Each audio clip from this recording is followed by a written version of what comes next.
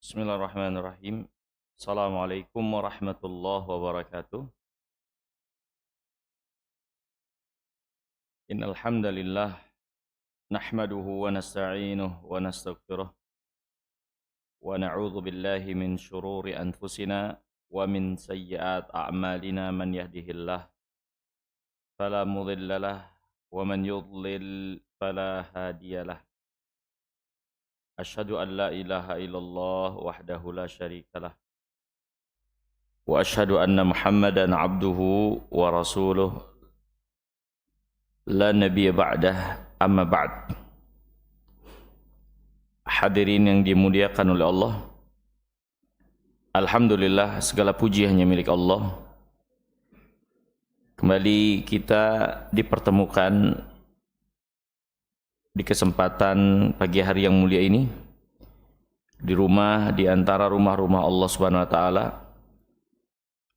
Semoga Allah menjadikan kita orang-orang yang senantiasa memakmurkan rumah Allah Subhanahu wa taala. Semoga salawat dan salam semoga tercurahkan kepada Nabi kita yang mulia sallallahu alaihi wasallam beserta para sahabat dan orang-orang yang mengikutinya hingga akhir zaman. Hadirin yang dimuliakan oleh Allah Subhanahu wa taala, di kesempatan kali ini kita akan lanjutkan pelajaran kita mempelajari kitab Sahih Sirah Nabawiyah, di mana terakhir pembahasan kita tentang hijrahnya Nabi yang mulia salawatullah wassalamuhu alaih, hijrahnya dari kota Mekkah menuju kota Madinah. Dan yang dinamakan hijrah adalah berpindah dari satu negeri yang dikuasai oleh orang-orang kafirin, di mana kaum muslimin tidak bisa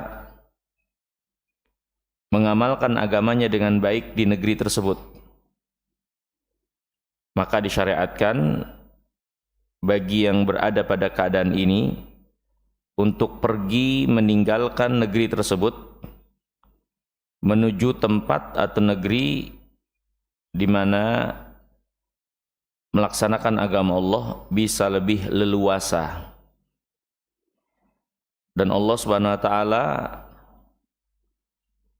telah menjanjikan kelapangan keluasan bagi seorang yang hijrah karena Allah Subhanahu wa taala untuk menyelamatkan agamanya. Hadirin yang dimuliakan Allah, penulis rahimahullah menjelaskan di antara kejadian ketika Nabi SAW hijrah atau waktu beliau hijrah ke kota Madinah ini, ada dua kejadian menarik tentang Islamnya Abdullah bin Salam dan Salman Al-Farisi, di mana Abdullah bin Salam secara khusus masuk ke dalam Islam di awal Rasulullah SAW hijrah, ya, di mana dia menemui Nabi SAW dan kemudian masuk Islam. Di mana sebelumnya Abdullah bin Salam ini adalah tokoh besar Yahudi, bahkan terhitung ulamanya mereka. Tapi Abdullah bin Salam mengenal kebenaran yang ada pada Nabi, dia pun masuk Islam, kemudian ditinggalkan serta orang-orang Yahudi berbalik memusuhi beliau radhiyallahu ta'ala an. Dan itu kejadiannya di awal Nabi SAW hijrah ke kota Madinah. Adapun Salman sendiri adalah seorang yang berasal dari Persia. Terima kasih, Pak. Yang dengan kejujuran niatnya ingin kebaikan dan kebenaran, maka Allah Subhanahu wa taala menyampaikannya pada apa yang menjadi kejujurannya tersebut. Jarak yang jauh dari tempat di mana Nabi SAW bersabda tidak menghalangi kejujuran niatnya itu hingga Allah menyampaikan sampai menemui Nabi yang mulia alaihi salatu wassalam dan masuk Islam. Ini Salman Al-Farisi. Mari kita perhatikan kedua kisah yang disebutkan oleh penulis di tengah-tengah penjelasan tentang sirah nabawiyah ini. Hadirin yang dimuliakan Allah, Barra bin Azib mengatakan, "Ma ra'aitu ahlal madinati farihu bi syai'in farhahum bi Rasulillah sallallahu alaihi wasallam." Kata Barra bin Azib, aku enggak pernah melihat penduduk kota Madinah lebih bersukacita, melebihi sukacita mereka akan kedatangan Rasulullah sallallahu alaihi wasallam. Petunjuk buat kita sekalian bagaimana penduduk kota Madinah secara umum sangat antusias dengan kedatangan Rasulullah sallallahu alaihi wasallam, dan tentu ini akan menarik perhatian termasuk perhatian dari orang-orang Yahudi yang memang telah lebih dahulu menempati kota Madinah, di mana mereka lakukan itu mengharapkan Nabi yang terakhir yang terdapat kabar gembiranya di kitab mereka lahir dari anak keturunan mereka yang mereka sudah menetap di kota Madinah. Menunggu-nunggu juga, ya. Maka kaum muslimin penuh antusias, bersukacita dengan kedatangan Nabi yang mulia alaihi salatu wassalam, yang tentunya menarik perhatian dari penduduk kota itu termasuk orang-orang Yahudi.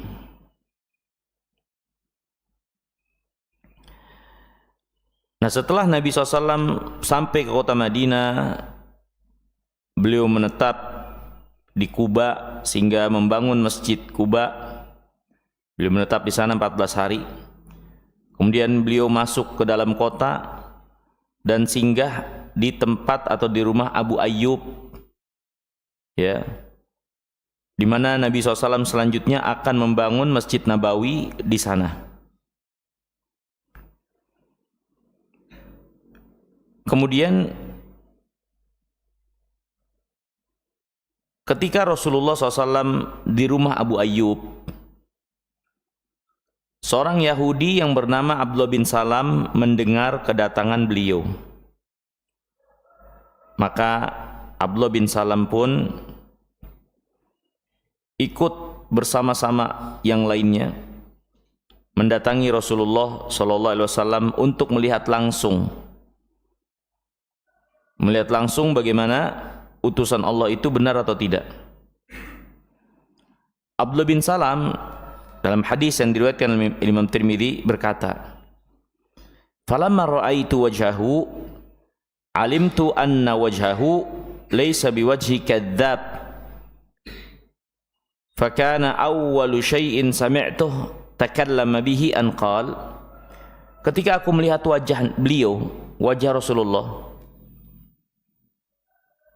maka aku langsung mengetahui kalau beliau itu bukan orang pendusta, mukanya itu bukan muka pembohong, ya. Ini salah satu dampak buruk dusta, memberi pengaruh jelek terhadap air muka, ya. Pendusta itu air mukanya nampak jelas bagi orang-orang yang memiliki pengetahuan tentang keadaan manusia, dan sering berinteraksi dengan banyak dari mereka, maka dapat dikenali wajah yang menjadi dasarnya adalah kedustaan dengan wajah orang-orang yang jujur. Saya sendiri pernah ada kenal seorang hakim. Dia sering menangani banyak kasus, ya, berinteraksi dengan manusia dengan berbagai macam tekanan dan persoalan. Dan dia sendiri sebagai seorang hakim itu dibekali suatu pengetahuan juga dengan pengalaman apa yang dia dapatkan. Dia bisa tahu dari raut muka orang yang ada di depannya pembohong atau bukan. Ya, walaupun tetap keputusan didasari atas dasar bukti. Ya. Tapi dari sini dia bisa lihat, oh ini tukang bohong nih bukan. Ya. Sekarang kalau seorang itu menjadi pendusta, tukang bohong dalam urusan dunia, di mana kebohongan selalu menjadi dasar dalam perilakunya, dalam masalah dunia, itu akan terlihat dari air muka pendusta itu. Maka tentunya yang berbohong atas nama Allah, berbohong atas nama Rasulullah, lebih jelas lagi air mukanya akan nampak terlihat kebusukannya. Ya. Makanya para ulama rahimahumullah, di antara mereka ada yang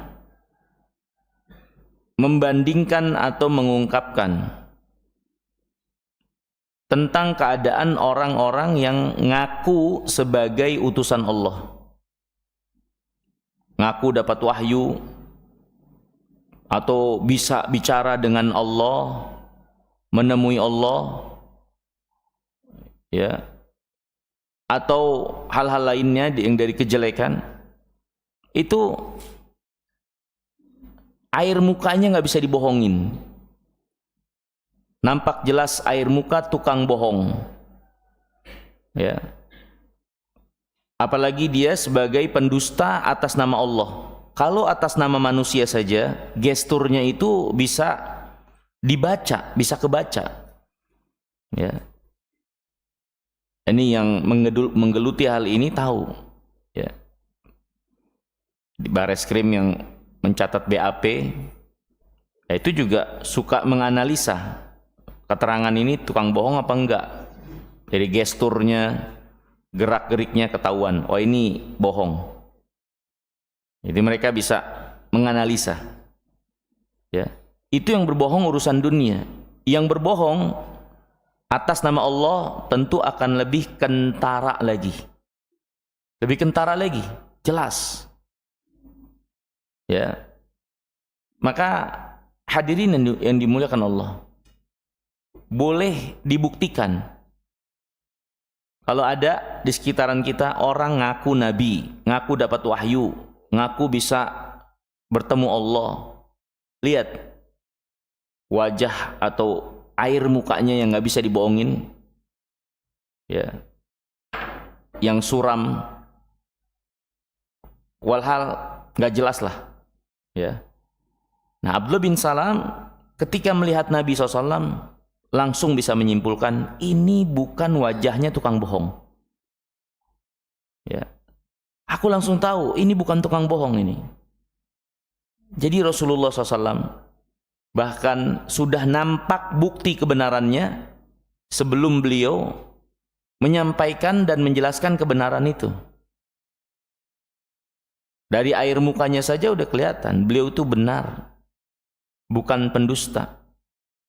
Ditambah lagi penjelasan yang jelas, hujjah yang mendalam ketika menjelaskan kebenaran, semakin membuktikan beliau benar utusan Allah Subhanahu wa taala. Kemudian kata Abdullah bin Salam, yang pertama kali aku dengar dari beliau, beliau bersabda seperti ini ketika banyak orang mengunjungi beliau.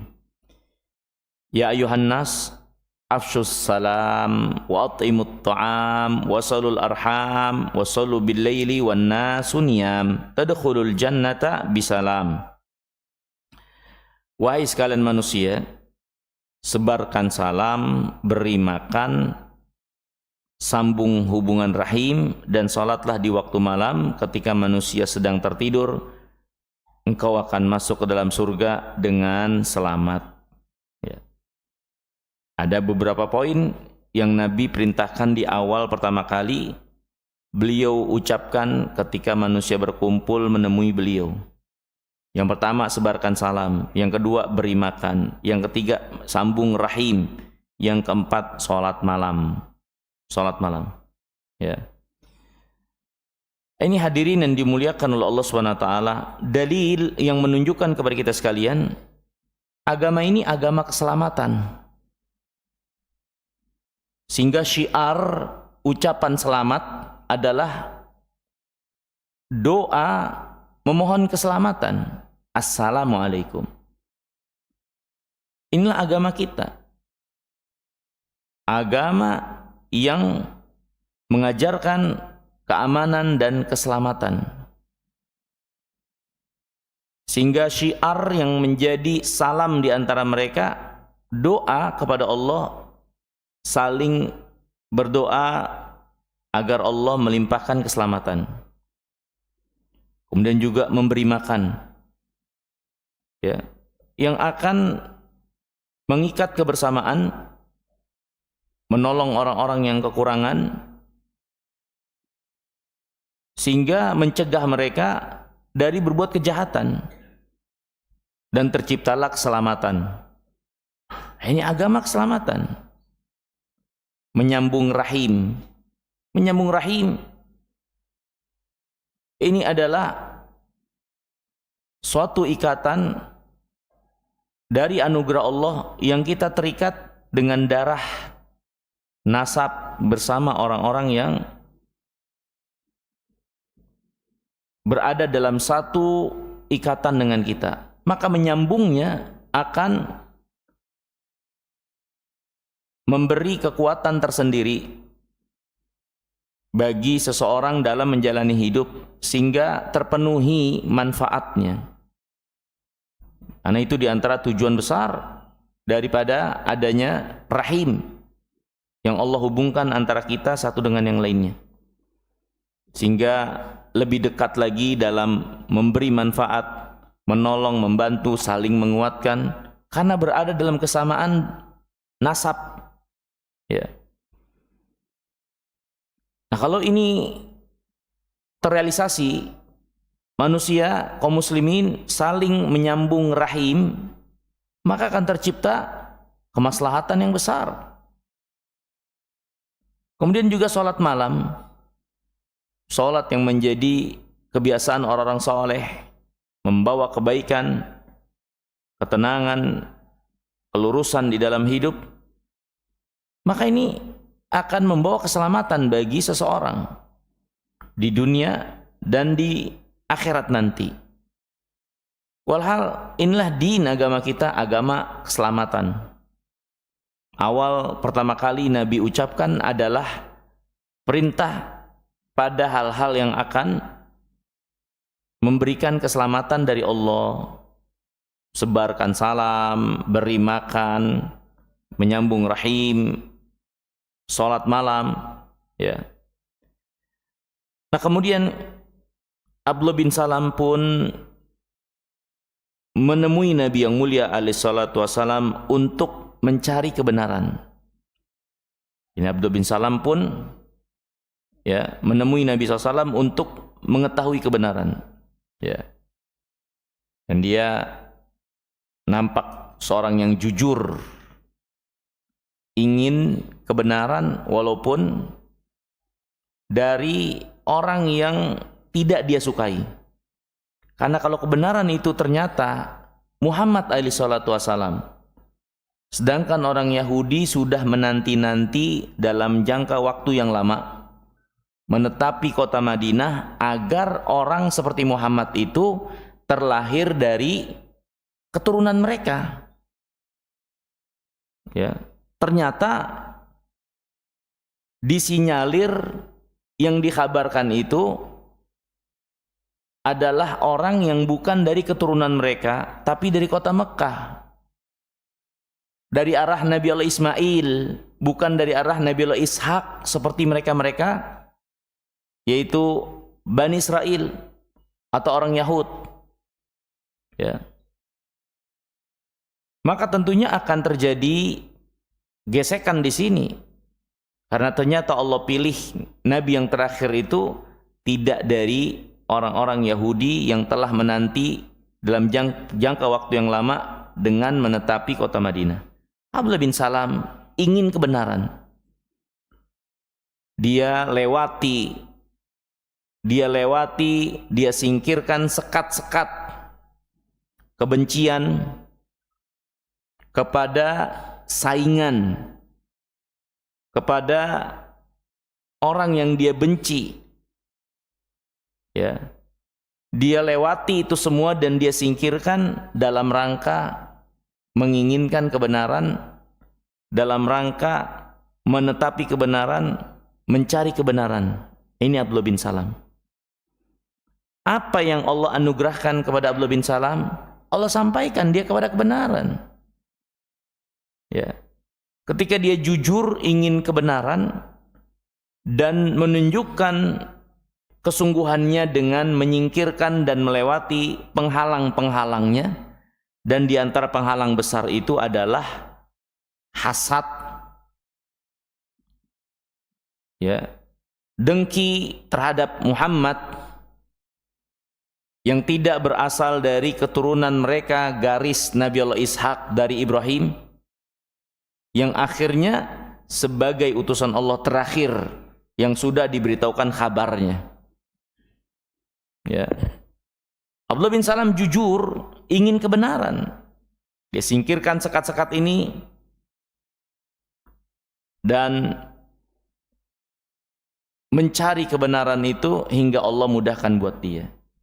Abdullah bin Salam datang kepada Nabi SAW bertanya 3 hal untuk membuktikan beliau ini benar utusan Allah. Kata Abdullah bin Salam, "Ya Muhammad, inni sa'iluk an thalathin la ya'lamuhum illa nabiyyun." Wahai Muhammad, aku ingin bertanya kepadamu 3 perkara. Nggak ada yang tahu jawabannya kecuali para nabi. Cuma nabi aja yang tahu jawaban ini. Ya.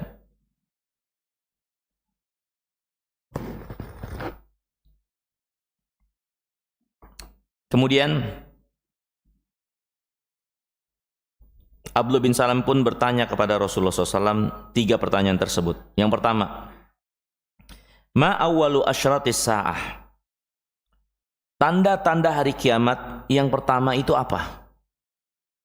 Yang muncul dari tanda besar, ya, akan datangnya, tegaknya hari kiamat, kehancuran ini semua. Tanda besarnya apa? Yang pertama kali datang. Yang kedua, wa ma awwalu ta'ami ahlil jannah? Ya. Apa yang pertama kali dimakan oleh penghuni surga? Waktu masuk surga, yang pertama kali dihidangkan mereka makan apa? Ini yang kedua. Yang ketiga, Abdullah bin Salam bertanya lagi, wa ma balul walad yanzi'u ila abih au ila ummih? Bagaimana prosesnya seorang anak jadi mirip bapak atau jadi mirip ibunya? Gimana prosesnya? Kok seorang anak terlahir terkadang mirip bapak, terkadang mirip ibu? Prosesnya seperti apa yang menjadi sebab sehingga terjadi seperti ini? Dia mirip bapak atau mirip ibunya? Ini 3 pertanyaan yang diungkapkan oleh Abdullah bin Salam. Kemudian Nabi SAW bersabda, akhbarani bihinna Jibril anifan. Baru saja Malakul Jibril memberitahukan kepadaku. Maka Abdullah bin Salam langsung mengatakan, Jibril? Jibril yang memberitahukanmu? Nabi menjawab, "Na'am, iya." Abdullah bin Salam mengatakan lagi, "Dzaka aduwwul yahud minal malaikah." Jibril itu musuhnya orang Yahudi dari kalangan malaikat. Ini Yahudi kacau. Jangankan manusia yang mereka musuhi karena mereka merasa besar dan merendahkan yang lain dari golongan yang lain dari manusia, itu Yahud. Jangankan manusia, malaikat aja dimusuhin. Malaikat dimusuhin, bayangkan. Dan gak tanggung-tanggung, yang dimusuhin adalah pimpinannya malaikat, itu malaikat Jibril. Abdullah bin Salam mengatakan, "Nah, Jibril itu musuhnya orang Yahudi dari kalangan malaikat." Ya. Kemudian Nabi SAW bersabda menjawab pertanyaan Abdullah bin Salam. "Amma awalu asyrati sa'ah fanarun tuhsyarun nasu minal masyriq ilal maghrib." Tanda hari kiamat pertama kali adalah kemunculan api yang menggiring manusia dari timur ke barat. Jadi api dalam jumlah yang besar menyala sehingga membuat manusia itu dari timur bergeser ke barat karena api itu. Ya. Kemudian yang kedua, adapun makanan yang pertama kali dimakan oleh penghuni surga, faziyadatu kabidil hut. Yang akan dimakan adalah hati ikan. Yang pertama kali dimakan oleh penghuni surga. Ya. Adapun proses kemiripan seorang dengan bapak atau ibunya, maka kata Nabi, fa idza sabaqa ma'ur rajul ma'al mar'ah. Kalau cairan laki-laki mendahului cairan perempuan, ini bisa berarti pendahuluan di sini keluar duluan dalam proses biologisnya, hubungan biologisnya, si yang laki-laki dia terlebih dahulu keluar cairannya mendahului si wanita, maka kata Nabi SAW, naz'ul walad, ya, maka yang seperti ini, si anak akan mirip bapaknya. Wa idza sabaqa ma'ul mar'ah ma'ur rajul naza' ilaih. Tapi kalau cairan wanita, ibunya, mendahului cairan bapaknya dalam hubungan biologis, maka akhirnya itu bakal mirip ibunya. Prosesnya kayak gitu. Ya. Karena kemiripan proses kayak gitu, ya. Maka Abdullah bin Salam mendengar jawaban Nabi, beliau berkata, "Asyhadu an la ilaha illallah wa asyhadu annaka rasulullah." Aku bersaksi enggak ada yang berhak disembah dengan benar kecuali Allah, dan aku bersaksi engkau adalah benar utusan Allah. Masuk Islam dia. Ya. Lihat hadirin yang dimuliakan Allah. Kalau orang niat benar, pengen kebenaran, enggak perlu banyak-banyak bukti untuk membuktikan kebenaran. Hanya secercah dari cahaya kebenaran, kalau seorang itu niat ingin mengikuti, menerima kebenaran, Allah beri taufik untuk menerima dan ikut kebenaran. Ya.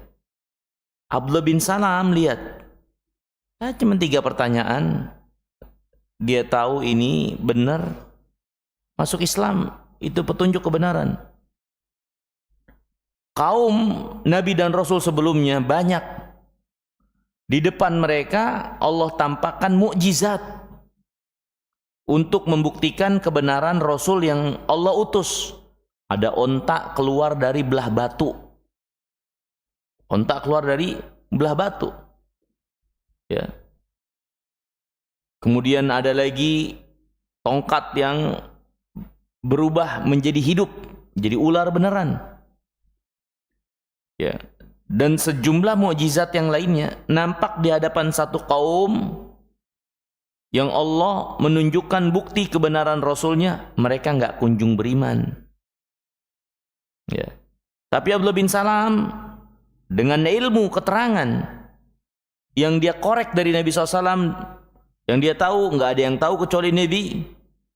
Seperti mukjizat. Mukjizat itu nggak ada yang bisa mendatangkannya kecuali Allah melalui Nabi yang Allah utus untuk membuktikan Nabi ini benar utusan Allah. Dengan Allah membukakan suatu perkara, manusia lemah untuk bisa mendatangkannya juga. Ini namanya mukjizat. Sesuatu yang melemahkan, mukjiz.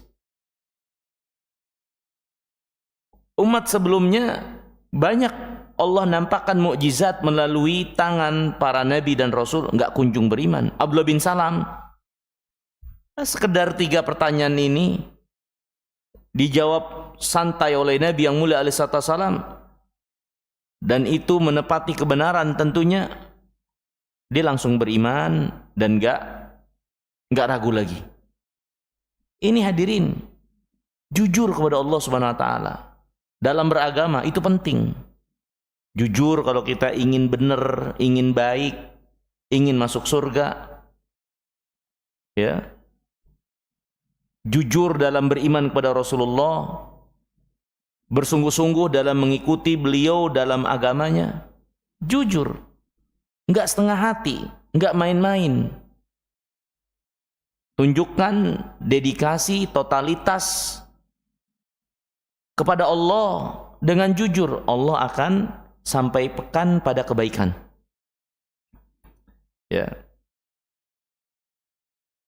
Ini Abdullah bin Salam contohnya, ya. Nah, kemudian hadirin yang dimuliakan Allah, Abdullah bin Salam pun mengatakan, ya Rasulullah, Yahudi itu kaum pendusta, pembual. Ini suka ngomong kosong atas nama orang lain, ya. Itu Yahudi itu suka menyandarkan omong kosong kepada orang lain yang enggak benar. Dan mereka ini, Yahudi, kalau mereka tahu saya udah masuk Islam, dia pasti akan menyatakan omong kosong, suatu bualan tentang diriku. Kalau mereka tahu saya masuk Islam, ya. Maka kata Abdullah bin Salam, mari, ayo pergi menemui orang Yahudi yang sedang berkumpul untuk menanyakan tentang diriku kepada mereka. Tapi ketika pertanyaan berlangsung, Abdullah bin Salam sembunyi dulu biar nggak kelihatan. Maka Nabi SAW pun mendatangi orang Yahudi. Abdullah bin Salam bersembunyi dan Nabi bertanya kepada kumpulan orang Yahudi, gimana pendapat kalian tentang Abdullah bin Salam? Maka sepakat mereka semua memuji, menyanjung Abdullah bin Salam. Mereka mengatakan, Abdullah bin Salam anak terbaik dari kami, ya. Abdullah bin Salam putra terbaik dari kami, orang yang paling berilmu dari kami, dari anaknya orang yang paling berilmu dari kami. Pujian-pujian, sanjungan, mulai dari kehormatannya, ilmunya, dan lain-lain, sebagai tokoh dari Yahud. Maka Nabi juga bersabda selanjutnya, ara'aitum in aslama, gimana pendapat kalian kalau ternyata Abdullah bin Salam masuk Islam? Ini kalian menyebut Abdullah bin Salam sebagai tokoh dengan menyanjung, memuji-mujinya, mengangkatnya. Nah, sekarang gimana kalau Abdullah bin Salam ini masuk Islam? Mereka mengatakan, hasya lillah makana liuslima. Subhanallah, nggak mungkin. Nggak mungkin Abdullah bin Salam itu masuk Islam, ya. Nabi menanyakan lagi, gimana kalau masuk Islam? Mereka sama menolak. Ya, nggak mungkin Abdullah bin Salam itu masuk Islam. Maka Nabi bersabda kepada Abdullah bin Salam, ya Abdullah bin Salam, ukhruj alaihim. Wahai Abdullah bin Salam, keluar, perlihatkan kepada mereka-mereka ini. Abdullah bin Salam keluar, kemudian ngucapin syahadat, ya. Langsung orang Yahudi merespon buruk apa yang mereka lihat? Abdullah bin Salam bersyahadat, yang jelas-jelas berarti telah Islam. Yahudi berkata kepada Abdullah bin Salam, ya ma'syaral Yahud, Abdullah bin Salam berkata dulu, wahai orang Yahudi, bertakwalah kepada Allah. Demi Allah, di mana tidak ada yang berhak disembah dengan benar kecuali Allah. Sesungguhnya kalian itu tahu Muhammad ini utusan Allah. Abdullah bin Salam bersaksi, kalian tuh ada ilmunya, jelas buat kalian. Yang selama ini kalian nantikan, semua ciri-cirinya lengkap ada pada Muhammad. Kalian tuh tahu Muhammad ini utusan Allah. Bertakwalah kalian kepada Allah. Maksudnya masuk dalam Islam. Benarkan Muhammad, karena dia berada pada keadaan seperti yang dijelaskan di dalam kitab mereka akan kedatangan Nabi dan Rasul terakhir ini. Maka serentak mereka orang Yahudi langsung mengatakan begini, kadzabta, bohong engkau wahai Abdullah bin Salam. Engkau orang yang paling buruk dari kami, anak orang yang paling buruk dari kami, dan lain-lain, mengumpat Yahudi terhadap Abdullah bin Salam, menunjukkan reaksi yang buruk terhadap kebenaran dengan menyombongkan diri. Maka Abdullah bin Salam berkata lagi, ya Rasulullah, dzakal ladzi kuntu akhaf ala nafsi minhum fa akhrajahum Rasulullah SAW.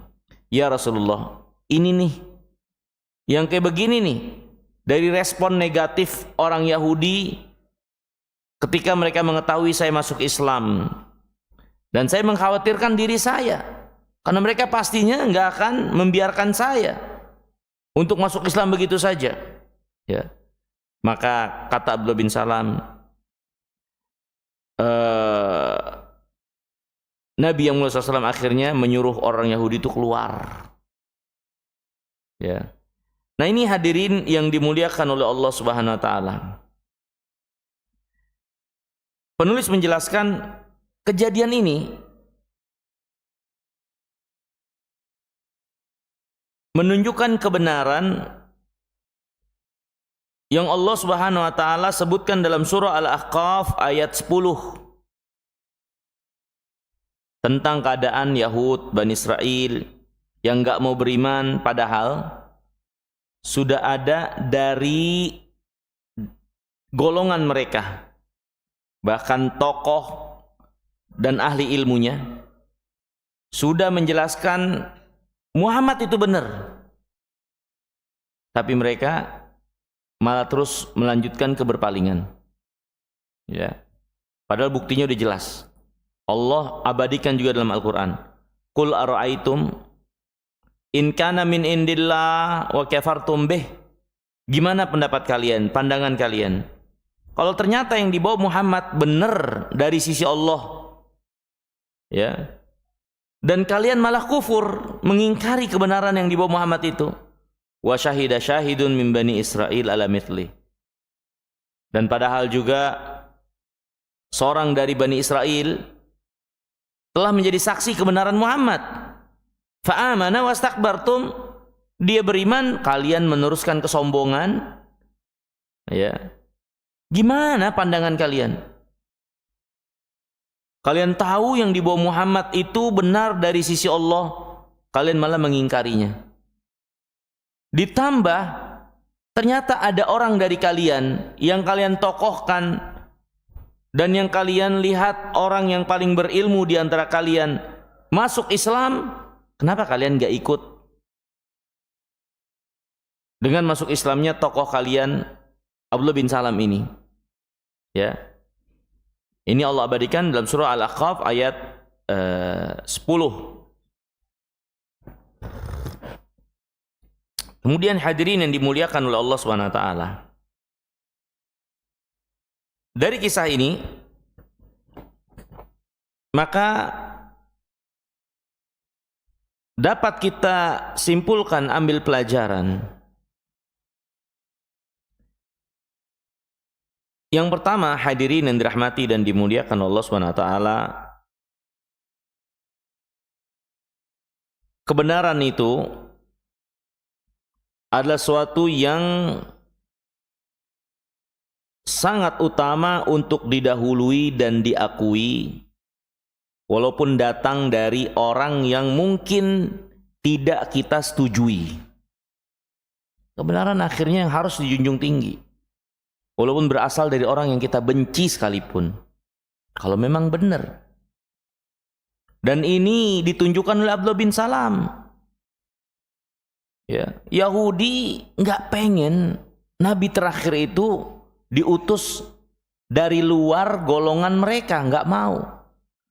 Bahkan mereka berusaha gimana Nabi itu berasal dari mereka, sehingga mereka bersusah payah menetapi kota Yathrib atau kota Madinah sebagai kota yang mereka perkirakan besar Nabi itu muncul, ya, dan dianggap serta diperhitungkan dari kota Madinah. Mereka tahu itu, sehingga mereka udah diem di situ, netap di situ. Ya untuk apa? Ya, karena biasanya tidaklah Allah angkat seorang nabi sebelum Muhammad kecuali keturunan Nabi Ibrahim dari Ishak. Keturunan Nabi Ibrahim dari Ismail ya cuman Muhammad alaihissalam. Hanya Muhammad alaihissalam. Tapi keturunan dari Ishak ini banyak, dan umumnya memang seperti itu.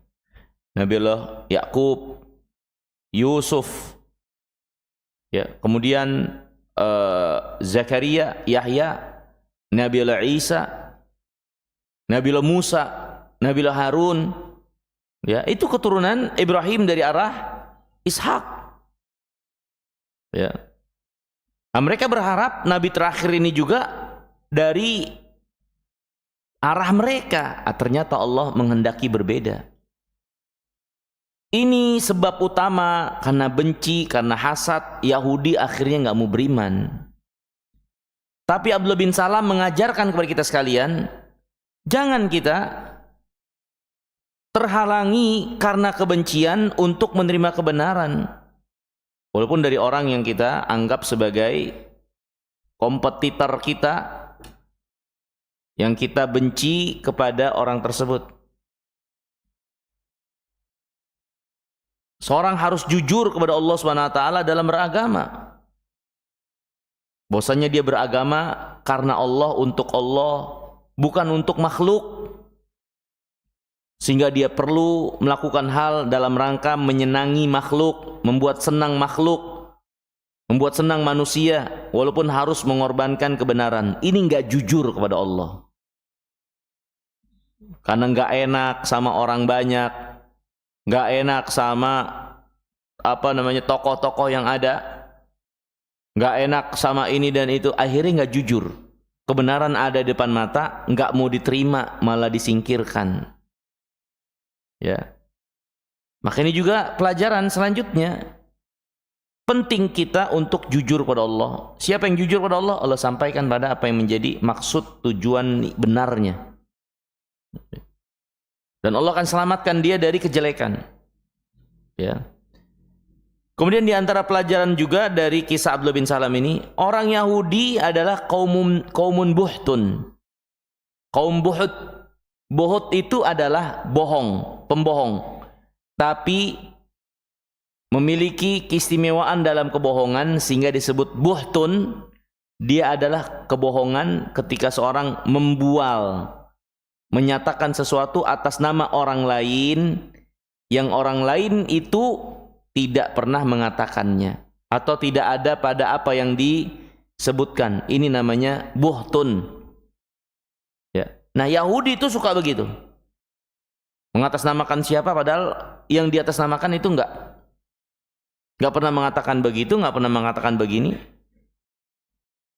Ya. Dia suka berdusta atas nama orang lain. Kasusnya di dalam Abdullah bin Salam, orang Yahudi menyatakan tentang Abdullah bin Salam di luar apa yang menjadi keadaan yang sesungguhnya. Abdullah bin Salam orang alim, tokoh, disegani, keluarganya keluarga yang dipandang. Ya, mereka tahu itu.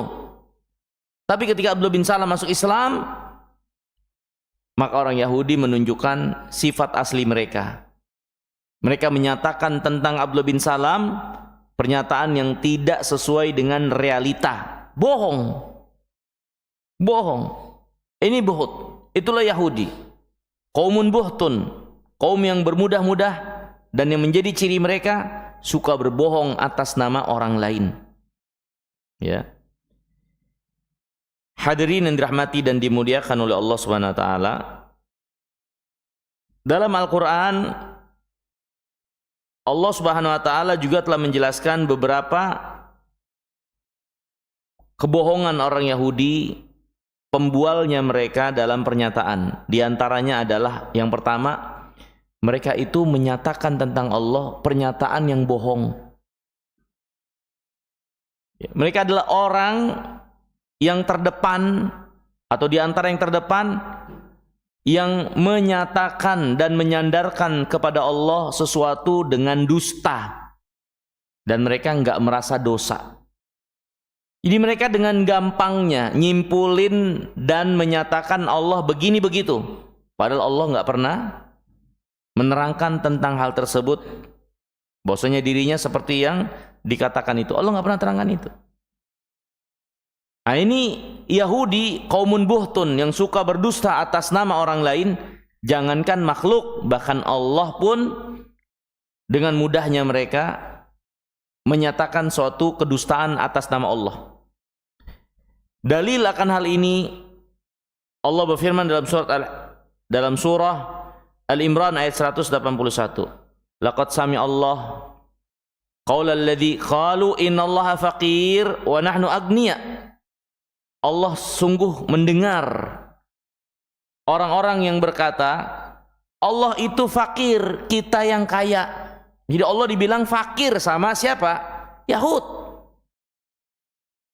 Allah itu fakir, nah, kita nih yang kaya. Ya. Dan Allah mendengar orang-orang yang ngucapin itu.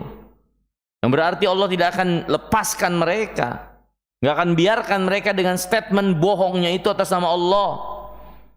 Ya, maka Allah ancam dengan memunculkan sifat Allah yang berarti Allah Maha mendengar, agar para pembohong ini harusnya memiliki rasa takut karena mereka tidak bisa menyembunyikan apa yang mereka simpulkan tentang Allah dengan bohong.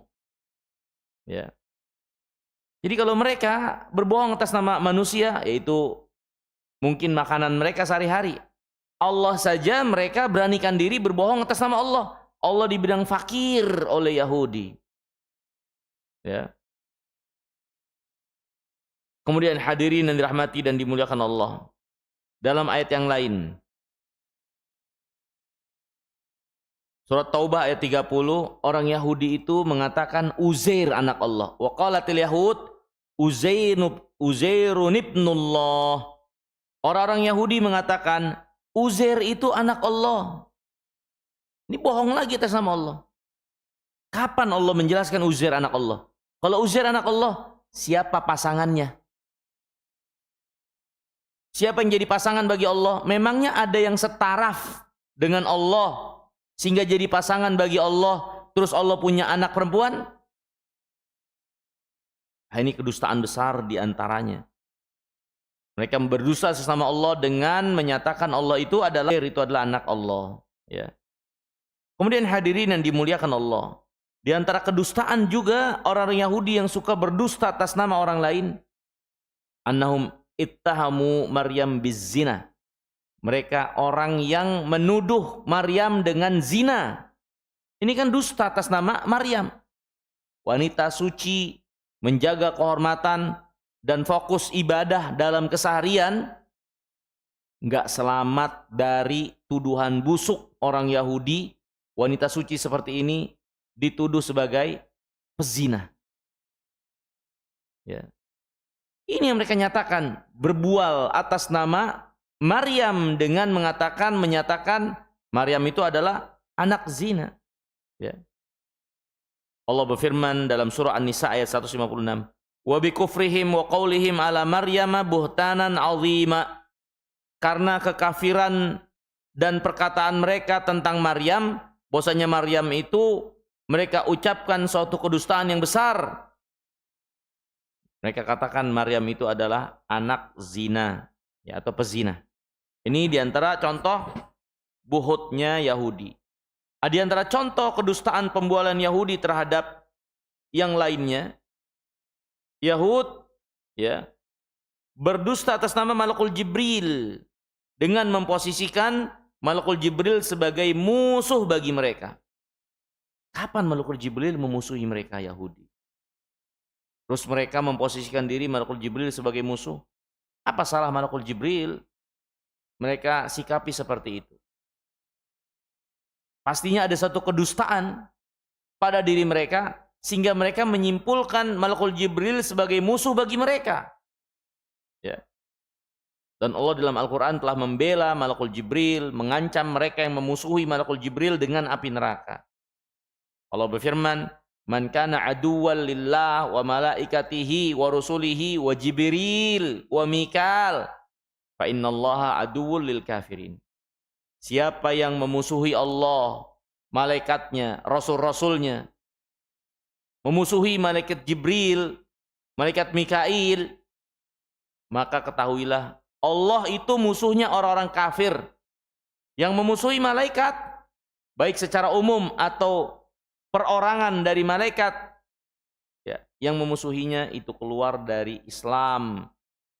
Yang berarti mereka menaruh permusuhan kepada Allah Subhanahu wa taala, ya. Ini diantara buhut kedustaan-kedustaan orang-orang Yahudi. Allah mereka simpulkan dengan kebohongan. Manusia, makhluk, apalagi Malakul Jibril pun demikian. Mereka berbuat buhut pernyataan tentang Malakul Jibril. Kemudian hadirin yang dirahmati dan dimuliakan Allah.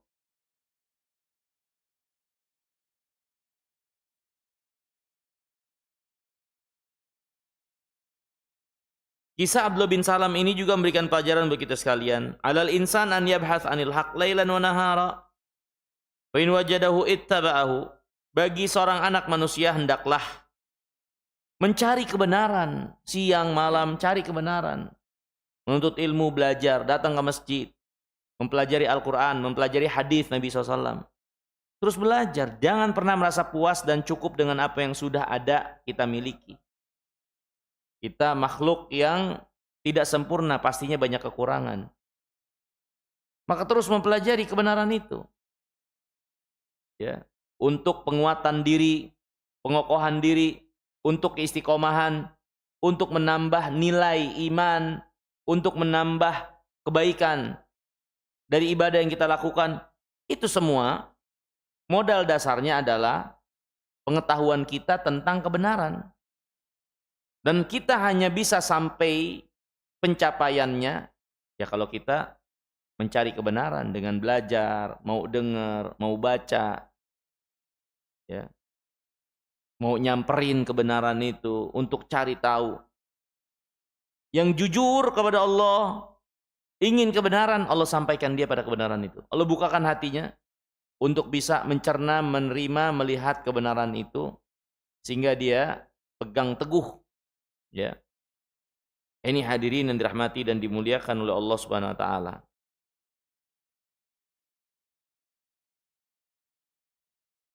Ini mungkin yang bisa kita pelajari terlebih dahulu di kesempatan pagi hari yang mulia ini. Insya Allah kita lanjutkan nanti dengan Islamnya Salman Al-Farisi. Dan Islaman Salman juga terdapat kejadian yang menarik untuk kita jadikan pelajaran. Tapi intinya di antara pelajaran besar dari keislaman kedua orang ini adalah kejujuran seorang kepada Allah dalam beragama, dalam menginginkan kebenaran. Akhirnya itu yang membedakan orang-orang yang konsisten dan terus menapaki kebenaran dengan orang-orang yang akan jatuh di tengah perjalanan dan berguguran, ya. Juga orang-orang yang dari awal langkahnya dia sudah salah jalan dan menyimpang dari kebenaran, maka faktor terbesarnya adalah kejujuran seorang kepada Allah. Yang jujur Allah akan jaga, pelihara, lindungi, mudahkan jalan menuju kebenaran. Yang enggak jujur, maka Allah akan jadikan sekat tebal sehingga dia enggak mengerti, enggak paham dan tidak menapaki kebenaran. Wallahu taala a'lam. Selanjutnya kalau ada yang ingin ditanyakan sebelum kita tutup, mungkin dipersilahkan. Min soal.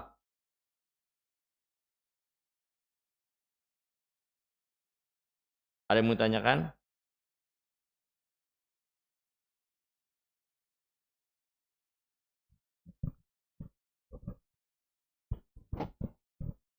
Bismillah. Izin bertanya Ustadz. Tadi mengisahkan tentang Abdullah bin Salam adalah seorang Yahudi. Apakah pertanyaannya berarti kan di masa Nabi Muhammad masih ada keyakinan Yahudi? Karena Yahudi itu kan keturunan Nabi Yakub dari Bani Israel. Kemudian diturunkan setelahnya ada Nabi Isa dan Nabi yang lainnya. Apakah alasan orang-orang Yahudi yang masih pada zaman Nabi Muhammad masih percaya kepada Yahudi, alasannya apa? Kenapa tidak beriman kepada nabi-nabi sebelumnya?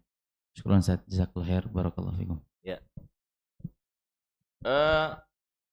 Orang Yahud, ya, mereka menyandarkan agama mereka kepada Rasul yang besar dari kalangan Bani Israel, yaitu Nabiullah Musa alaihissalam.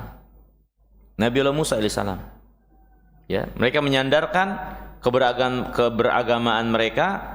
Mereka pengikut Rasul yang diutus kepada mereka itu Nabiullah Musa alaihissalam. Ya. Dan di antara kelebihannya Yahud, Allah Subhanahu wa taala jadikan pemimpin di tengah-tengah mereka. Nabiullah Daud di antaranya adalah seorang nabi. Rasulullah SAW bersabda, kanat banu Israel tasusuhum anbiya'uhum. Bani Israel itu selalu disiasati, dipimpin, ya maksudnya dipimpin kepengurusannya oleh seorang nabi. Oleh seorang nabi. Kullama mata nabiyyun, setiap mati seorang nabi, ya, maka Allah akan gantikan nabi berikutnya untuk membersamai Bani Israel. Ya, jadi mereka terus didampingi seorang nabi. Ya, sampai akhirnya ada jeda kekosongan semenjak Nabiullah Isa sampai akhirnya nabi kita yang mulia Muhammad alaihissalatu wassalam.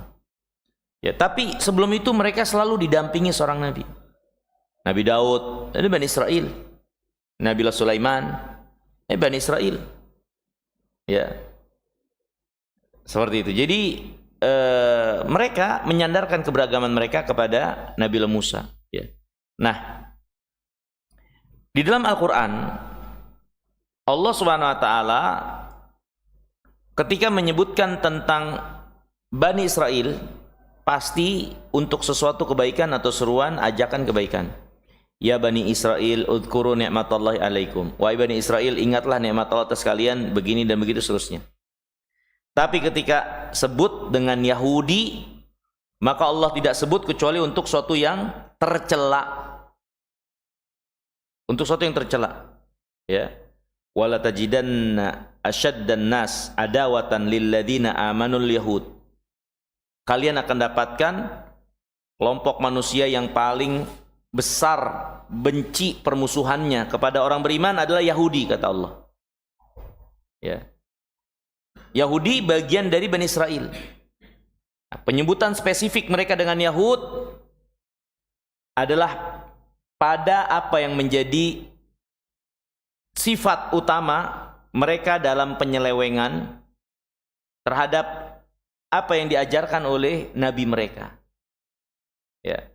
Berselisih para ulama, Yahud itu disandarkan ke siapa? Ada yang mengatakan Yahud itu disandarkan kepada salah seorang anak dari Nabi Allah Yakub. Ada yang namanya Yahuda. Nah, dari arah ini selanjutnya ke bawah disebut Yahudi. Ada lagi yang mengatakan bahwasanya Yahud itu adalah sebutan yang disandarkan kepada Bani Israel yang menyimpangkan agamanya dari apa yang diajarkan oleh nabi mereka. Maka dinamakan mereka Yahud. Ya, seperti itu. Walhal wallahu taala alam, ya mereka orang-orang Yahudi ya seperti itu keadaannya. Mereka enggak mau beriman kepada Muhammad alaihissalam. Allah jelaskan dalam Al-Qur'an karena hasad yang ada pada mereka. Ya. Karena hasad yang ada pada mereka. Hasad itu suatu keadaan pada diri mereka, benci, tidak suka, iri ketika Allah SWT melebihkan yang lainnya dari dirinya. Dan yang ada pada Rasulullah itu diantara yang mereka enggak suka. Allah lebihkan Muhammad, pilih Muhammad, Nabi yang terakhir dari arah Ismail, tidak dari mereka. Ini yang membuat mereka jadi masalah. Seolah-olah mereka ingin mengatakan Allah salah karena yang diangkat Muhammad harusnya dari kami. Maka kalau Allah salah, kami nggak mau beriman. Padahal mereka tahu dasar ilmunya ada di kitab mereka. Wallahu ta'ala alam bisawab. Mungkin itu yang bisa saya jawab. Afwan, Ustaz, boleh sedikit Ya, bertanya? Silakan. Alasan orang Yahudi tadi tidak beriman kepada Nabi Muhammad karena hasad, karena beliau dari keturunan Ismail. Iya, Ismail. Nah, lalu kenapa alasan orang Yahudi tidak ikut kepada kaum Nabi Isa yang dia masih keturunan Ishak gitu? Kenapa nggak jadi kaum Nasrani? Ya, Allah jelaskan dalam Al-Quran. Awakullama ja'akum rasulun ya bima la tahwa anfusukum mustakbartum fa fariqan kadzdabtum wa fariqan taqtulun. Ini Allah mengkritisi apa yang ada pada Yahudi yang katanya mereka mau beriman kalau ada apa yang ada pada mereka atau dari golongan mereka, dari Nabi dan Rasul. Tapi realitanya mereka itu cuman cari-cari alasan. Mereka adalah kaum pendusta. Buktinya banyak nabi yang Allah utus dari kaum mereka juga. Sebagiannya mereka dustakan, sebagiannya bahkan mereka apakan? Bunuh. Allah katakan, "Wa kullama ja'akum rasulun", apakah setiap datang rasul yang enggak sesuai hawa nafsu kalian, padahal dia kelompok dan golongan kalian.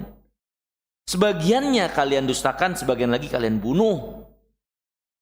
Jadi ya memang mereka kaum yang tercela. Mereka cari-cari alasan untuk lari dari kebenaran. Ya.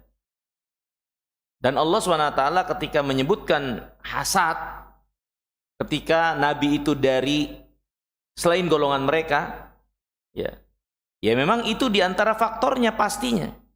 Tapi ternyata diri mereka sendirilah memang yang busuk.